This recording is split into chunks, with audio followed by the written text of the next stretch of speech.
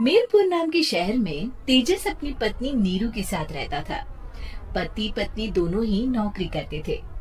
एक दिन तेजस गांव अपनी माँ के पास फोन करता है। हेलो, प्रणाम माँ। जीते रहो माँ, तुम दादी बनने वाली हो हैं? अरे वाह, ठीक है बेटा, मैं कल ही आती हूँ।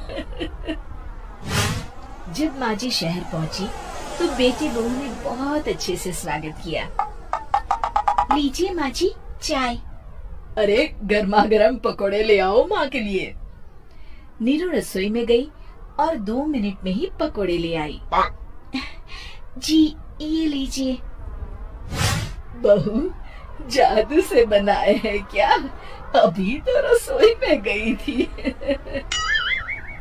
यम्मी।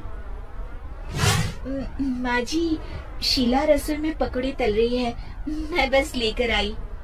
हे भगवान, मेरा धर्म भ्रष्ट कर दिया तूने। अब तो गंगा जल से शुद्धिकरण करना होगा। दूसरे दिन, माँ जी मैंने नाश्ता बना दिया है, ऑफिस जा रही हूँ।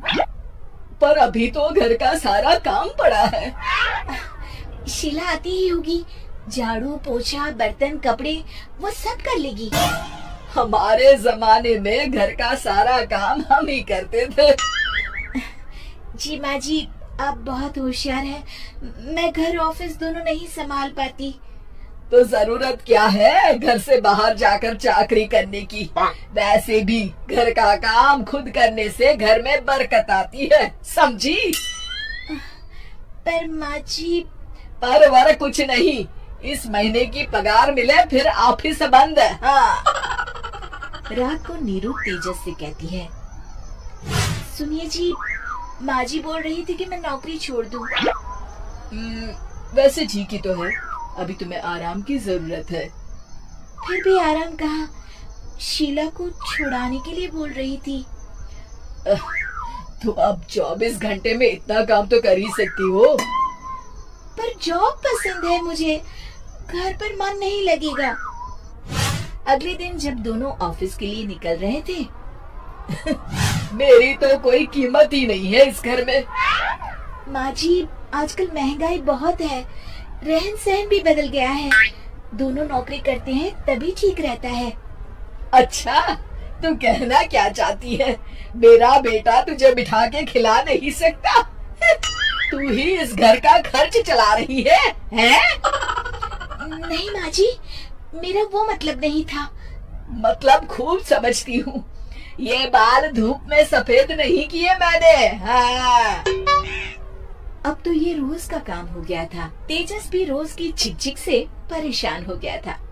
एक दिन उसने कहा, नीरू, वैसे भी तुम्हें मैटरनिटी लीव मिलने वाली है, तो अभी से ही छुट्टी ले लो। पर क्या, मेरी सैलरी अच्छी खासी है।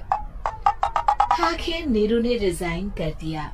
जब बच्चा हुआ तो घर में सब बहुत खुश हुए। कुछ दिनों बाद तेजस फाइल देख रहा था। क्या हुआ तेजस, कुछ परेशान लग रहे हो? हाँ, वो हमारी जितनी सेविंग्स थी वो तो हॉस्पिटल में और छठी के फंक्शन में खत्म हो गई है नीरू। और अभी वैसे मंदी चल रही है तो मैं बोल रही थी कल मुन्ना को हेपेटाइटिस का टीका लगवाना है। नीरू, क्या पोस्टपोन नहीं कर सकते? नहीं जी, बिल्कुल नहीं। अब तेजस को समझ में आ रहा था कि उससे गलती हुई है। पैसों की कमी का असर घर के माहौल पर भी पड़ रहा था। अगले दिन, बेटा मेरा चश्मा और ये दवाइयाँ ले आना, पर्चा देते हुए माँ जी ने कहा। जी। तेजस, मुन्ना के लिए दूध का डिब्बा और डायपर भी ले आना, और ये किराने के सामान की लिस्ट है, इसे भी लाना है। तेजस गुस्से में लिस्ट मरोड़कर फेंकता है और चिल्लाता है, पैसे क्या पेट पर रुकते हैं? ये ले आना, वो ले आना। अरे पर ये जरूरत का सामान ही है। वो गुस्से में बिना कुछ कहे ऑफिस चला गया। अरे अरे लंच तो ले जाइए। नीरू दौड़कर डिब्बा पकड़ाती है एक दिन खाना खाने के बाद, नीरू, अब तो मुन्ना कुछ बड़ा हो गया, तो अब तुम वापस ज्वाइन कर लो ना जॉब। पर इस रिसेशन में जॉब मिलना बहुत मुश्किल है। ट्राई तो करो। फिर मुन्ना? माँ जी है ना, और एक फुल टाइम मेड भी लगा लेंगे। पर माँ जी, उन्हें तो पसंद नहीं।